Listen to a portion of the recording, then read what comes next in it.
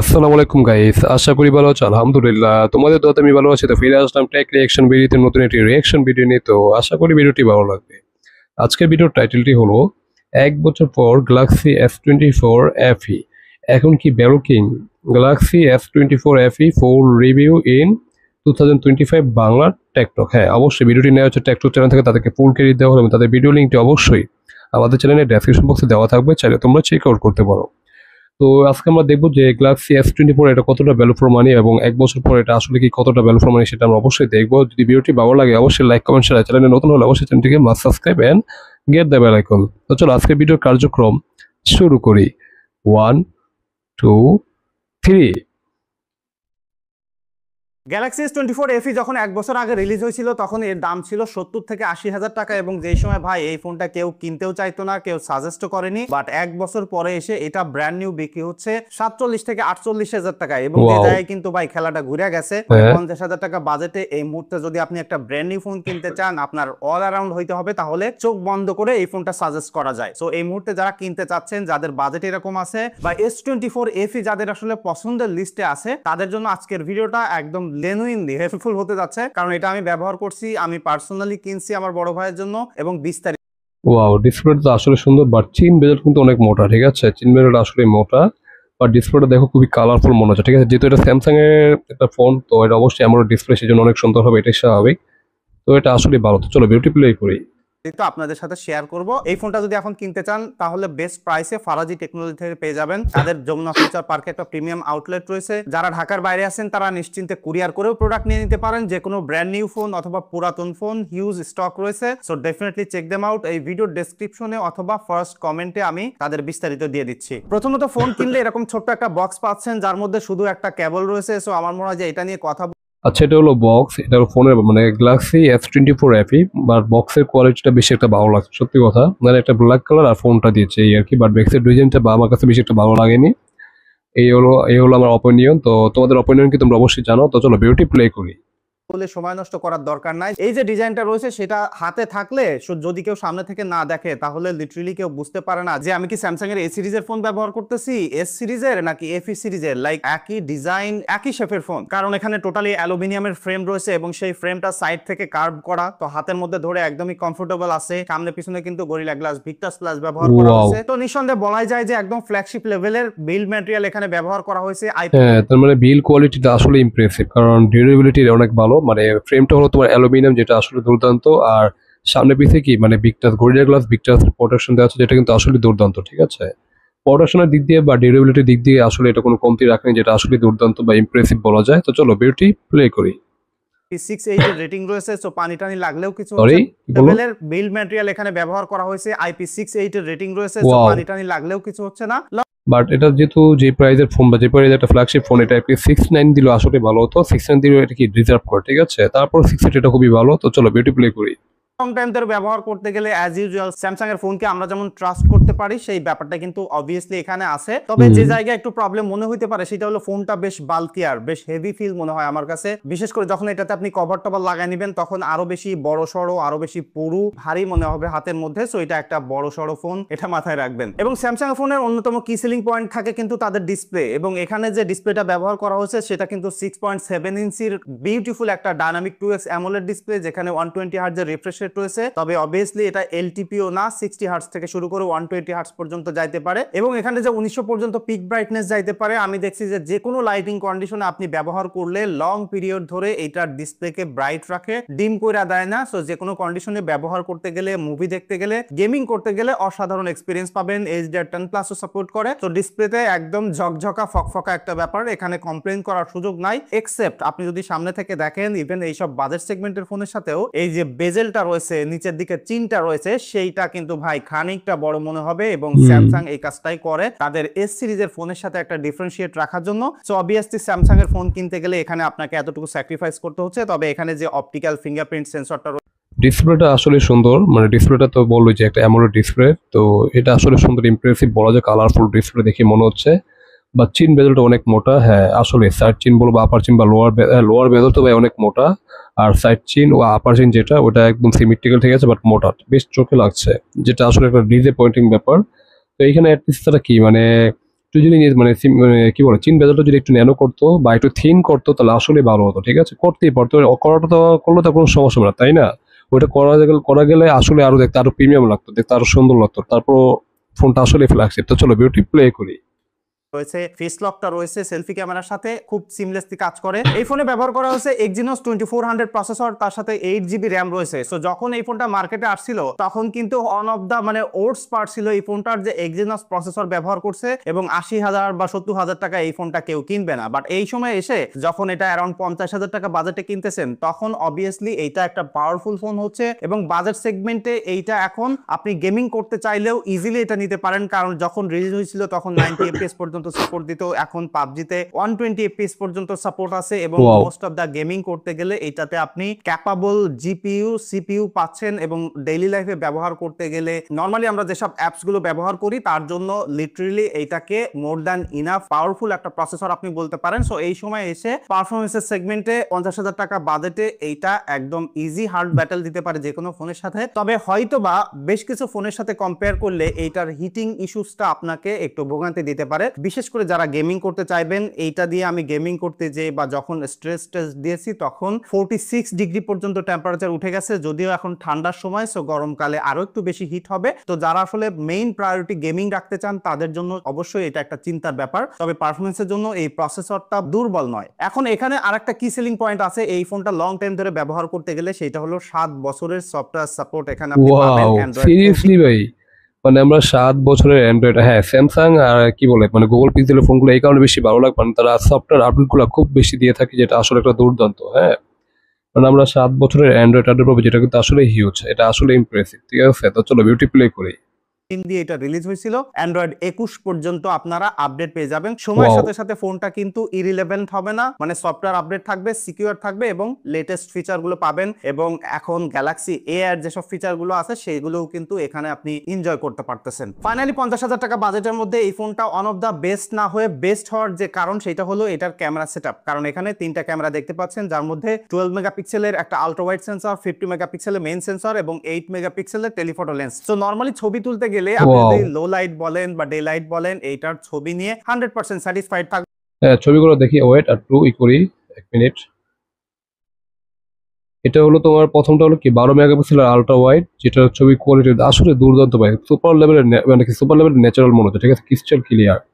এটা হলো 50 megapixel main sensor, যেটার ছবি কোয়ালিটি আসলে ইমপ্রেসিভ, একদম পুরোপুরি ন্যাচারাল মনে হচ্ছে, একেবারে ন্যাচারাল, দেখতে খুবই সুন্দর। আর এটা 8 মেগাপিক্সেল টেলিফটো লেন্স।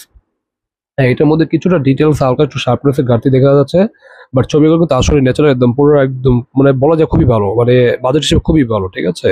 ছবি কোয়ালিটি আসলে ইমপ্রেসিভ। তো চলো বিউটি প্লে করি।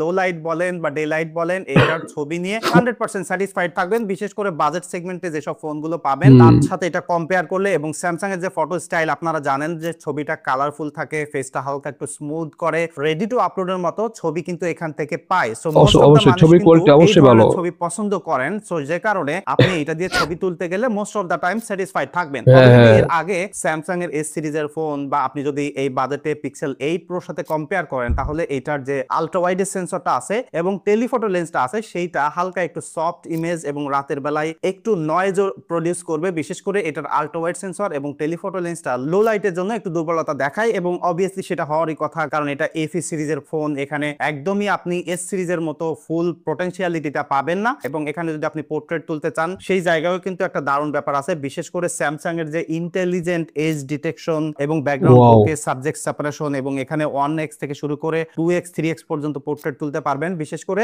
টেলিফটো লেন্স ব্যবহার করে 3x এ পোর্ট্রেট তুললে অসাধারণ পোর্ট্রেটের এক্সপেরিয়েন্স পাবেন, তবে সেটা একদমই প্রপার লাইট হইতে হবে। এবং 2x এ যে পোর্ট্রেটও আছে সেটাও খুব টাইট ফোকাল লেন্থ এবং ডিটেইল প্রোভাইড করে, এবং অনেক কমপ্লেক্স জায়গায়ও দেখবেন যে খুব সুন্দরভাবে সাবজেক্টটাকে কাট আউট করতে পারছে। এটাই স্যামসাং এর পোর্ট্রেটের একটা ম্যাজিক, মানে আপনি পোর্ট্রেট তুললে যে কোনো কন্ডিশনে বা যত ধরনের কমপ্লেক্স ব্যাকগ্রাউন্ড থাকুক না কেন খুবই ইন্টেলিজেন্টলি এটা ব্যাকগ্রাউন্ডটাকে কাট আউট করে সাবজেক্টটাকে সেপারেট করতে পারে। সো অবভিয়াসলি এইটার পোর্ট্রেট নিয়ে আপনি স্যাটিসফাইড থাকবেন। তবে যে প্রবলেম আমি নর্মাল ফটোগ্রাফিতে বললাম যে টেলিফটো লেন্সটা একটু দুর্বল থাকার কারণে লো লাইটে একটু সফট আসে। সো আপনি যদি একদম লো লাইটে পোর্ট্রেট তুলতে যান সেক্ষেত্রে এটা ডিটেইল একটু কম পাবেন, মাঝে মাঝে ফোকাস পেতেও প্রবলেম করে। তবে আমি বিশ্বাস করি ডেইলি লাইফে ব্যবহার করতে গেলে এই জিনিসটা আপনাকে বদার করবে না। আমি হয়তো বা রেগুলার টেস্ট করতেছি, বিভিন্ন লাইট সিনারিওতে নিয়ে যাচ্ছি, যে কারণে আমার কাছে প্রবলেম মনে হচ্ছে, বাট অ্যাজ এ ইউজার হিসেবে ব্যবহার করলে আপনার কাছে এই জিনিসটা প্রবলেম মনে হবে না। এবং যদি আমি ভিডিওতে আসি, দেখেন এখানে 8K পর্যন্ত ভিডিও করতে পারবেন, তবে সেটা শুধুমাত্র মেইন সেন্সর দিয়ে, এবং 4K 60 fps পর্যন্তও কিন্তু মেইন সেন্সরে আপনি শুট করতে পারবেন। তবে আপনি যদি 4K 30 fps এ শুট করেন তাহলে আলট্রা ওয়াইড থেকে শুরু করে টেলিফটো লেন্স পর্যন্ত সিমলেসলি জুম করে করে ভিডিও করতে পারবেন। ভিডিওর কোয়ালিটি দেখে এখানে বুঝতে পারতেছেন যে আলট্রা ওয়াইড এবং টেলিফটো লেন্সে অনেক ডিটেইল মিস করে। এবং লো লাইটের কথা তো বাদে দিলাম, আপনি প্রপার লাইট, এটা হলো তোমার আল্ট্রা ওয়াইড টেলিফটো লেন্সের ভিডিও শুট, ঠিক আছে। হ্যাঁ, বেশি মানে ছবিটা বেশি মানে কি ভিডিওটা আসলে অনেক ডিটেল মিস করে, মানে আসলে ডিটেলস অনেক মানে ডিটেলস বা অনেকটা গোলা গোলা হচ্ছে, ঠিক আছে, মানে শার্পনেসের ঘাটতি বলা যায়, ঠিক আছে, এই আর কি। বাট ভিডিও কোয়ালিটি বেশি একটা ভালো না, but main sensor video quality আসলে ভালো। বাট এখানে মনে হচ্ছে কি ও আইএস আছে, মানে দেখতে দেখে অনেক মানে মানে ও আইএস আছে দেখে মনে হচ্ছে ভিডিওটা পুরোপুরি স্টেবল, এটা মনে হচ্ছে। বাট ভিডিও কোয়ালিটি খুবই বাজে। হ্যাঁ, এটা হলো আলট্রা ওয়াইড বা টেলিফটো লেন্সের ভিডিও, যেটা ওটা খুবই বাজে, বাট ডিটেলসের অনেক ঘাটতি। তো চলো ভিডিওটি প্লে করি।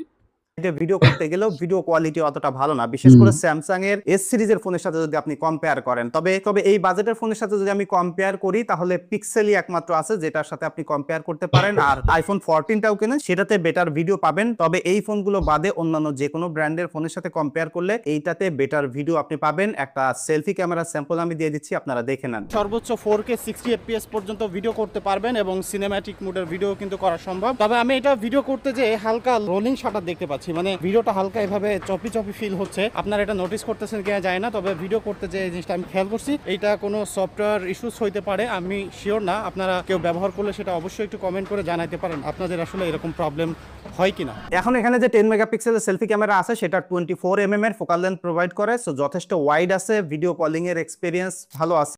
সেলফি ক্যামেরার ছবি আসলে ভালো, বাট 10 মেগাপিক্সেল, ঠিক আছে। যদিও মেগাপিক্সেল দিয়ে কিছুই হয় না, এটা আমরা ভালো করে জানি, তারপর বাজেট হিসেবে মেগাপিক্সেলটা অনেক কম মনে হচ্ছে, এই আর কি। বাট ছবির কোয়ালিটি আসলে ভালো, রেডি টু আপলোড বলা যায়, ঠিক আছে। এটা আমার কাছে ভালোই মানুষের মনে হচ্ছে, এই আর কি। চলো বিউটি প্লে করি।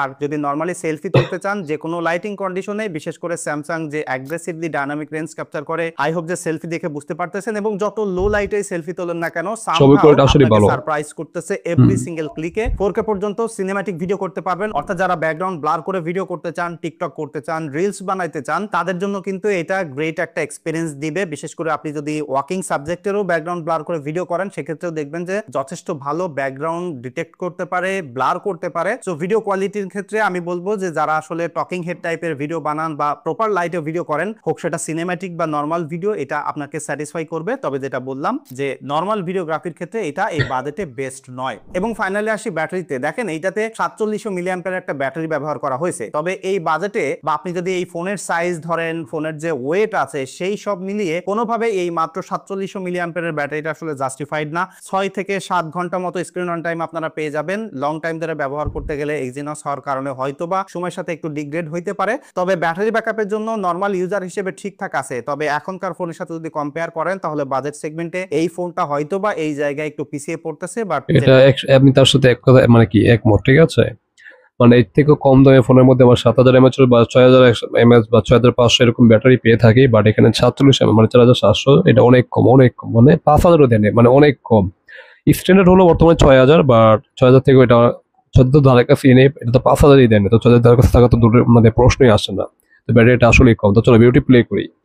এটা বললাম যে 6-7 ঘন্টাও কিন্তু কম নয়। সো আমি চোখ বন্ধ করে ফাইনালি বলতে পারি 2025 সালের এই সময় এসে, ইভেন 26 সালের শুরুতেও আপনি যদি একটা ব্র্যান্ড নিউ ফোন কিনতে চান অ্যারাউন্ড 45-50 হাজার টাকা বাজেটে, তাহলে আমি বলতে পারি যে this is the high time to buy Galaxy S24 FE। এবং 25 FE দিকে এখন তাকায় না, অনেক দাম। এখন আপনারা যদি কেউ এই ফোনটা ব্যবহার করেন, অবভিয়াসলি আপনাদের এক্সপিরিয়েন্স একটু কমেন্ট করে জানাবেন, তাহলে অন্যরা যারা আসলে কেনার জন্য ভিডিও দেখতেছে তাদের কিন্তু ডিসিশন নিতে সহজ হবে। কোনো ইস্যুস থাকলে সেটা অবভিয়াসলি মেনশন করে জানাতে পারেন। কেউ গ্রিন লাইনের মালিক হয়েছেন কিনা সেটাও কিন্তু কমেন্ট করে জানাতে পারেন, কারণ বর্তমান সময়ে স্যামসাং কিন্তু যথেষ্ট ফেমাস এই জায়গায়। দেখা হচ্ছে পরবর্তী ভিডিওতে। ধন্যবাদ সবাইকে।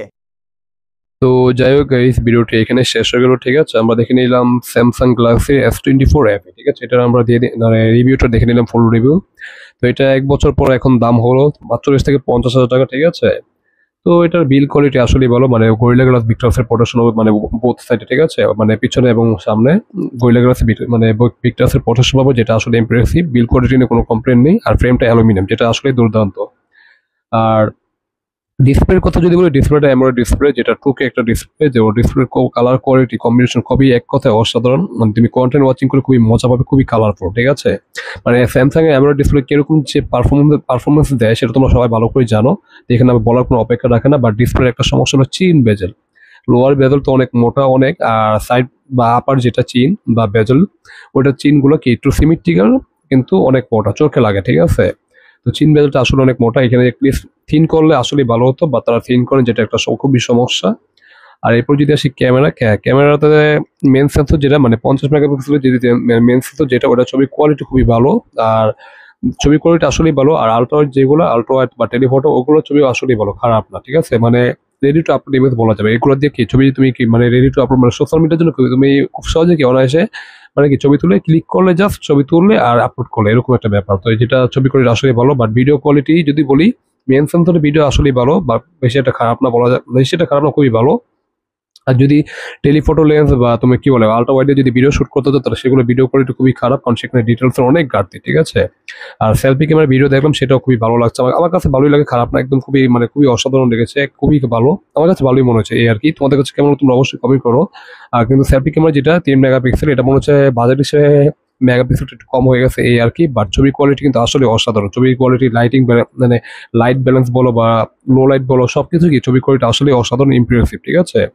তো ক্যামেরা দিক দিয়ে এটা আসলে এগিয়ে আছে অনেকটাই। আর চিপসেট যেটা Exynos 2400 সম্ভবত, এটা আসলে কতটা পাওয়ারফুল এটা আমার কোনো আইডিয়া নেই, কারণ এর আগে আমি এরকম কোনো মানে এই চিপসেট দিয়ে কোনো মোবাইলের কি রিয়াকশন করিনি, এটা আমার প্রথম, ঠিক আছে। তো এটা কতটা পাওয়ারফুল তোমরা যারা ইউজ করেছো তোমরা অবশ্যই কমেন্ট করে জানো, এটা কি আসলে গেমিং এর জন্য পারফেক্ট নাকি মোটামুটি রেগুলার মাল্টিটাস্কিং এর জন্য পারফেক্ট, সেটা আমি এখন বলতে পারবো না, কারণ তারা কোনো স্কোর কি টেস্ট করেন, ঠিক আছে। মানে আন্তত স্কোর বা সিঙ্গেল কোর স্কোর বা ডাবল কোর স্কোর যেগুলো, এগুলো তারা এখন কোনো টেস্ট করেনি। তার জন্য আমি এখন বলতে পারবো যেটা বলতে পারতাছি না যেটা আসলে কতটা পাওয়ারফুল। তোমরা যদি ইউজ করো, তাহলে তোমরা অবশ্যই কমেন্ট করে জানো, ঠিক আছে। তো এরপর যদি আসি ব্যাটারি দিক দিয়ে, অবশ্যই এটা অনেক পিছিয়ে, ঠিক আছে। এখানে অ্যাটলিস্ট ব্যাটারিটা দেওয়া দরকার ছিল তোমার 6000 কত, মানে 6000, মানে 6000 কি স্ট্যান্ডার্ড, ঠিক আছে, 6000 হলো স্ট্যান্ডার্ড। এখানে যদি তোমার 6000 দিত তাহলে বলতাম যে ঠিক আছে, মানে বর্তমান যুগের সাথে এটা মানে ব্যাটারি দিতে আসলে ভালো ছিল, কিন্তু বর্তমান ফোনের সাথে এটা ব্যাটারিটা আসলে পিছিয়ে আছে, যেটা একটু খুবই হতাশাজনক ব্যাপার। তো ব্যাটারি দিক দিয়ে এটা অবশ্যই পিছিয়ে আছে এই। তো IP60 যেটা ভালো, খারাপ না। IP69 এর কোনো সমস্যা নেই, তারপর এটা ভালো, তারপর এটা চলে। তো ওভারঅল বাজেট হিসেবে এটা কতটা ভ্যালু ফর মানি সেটা তোমাদের উপরে ছেড়ে দিলাম, তোমরা অবশ্যই জাজ করে অবশ্যই নিবে। তো এই ছিল আমার কনক্লুশন। তো তোমাদের কাছে ভিডিওটি কেমন হলো তোমরা অবশ্যই কমেন্ট করে জানাও। ভালো লাগলে অবশ্যই লাইক কমেন্ট শেয়ার, চ্যানেলে নতুন হলে অবশ্যই চ্যানেলটিকে must subscribe and get the bell icon. তো দেখা হবে নতুন কোনো রিঅ্যাকশন ভিডিওতে, সে পর্যন্ত তোমরা ভালো থাকো। আল্লাহ হাফেজ।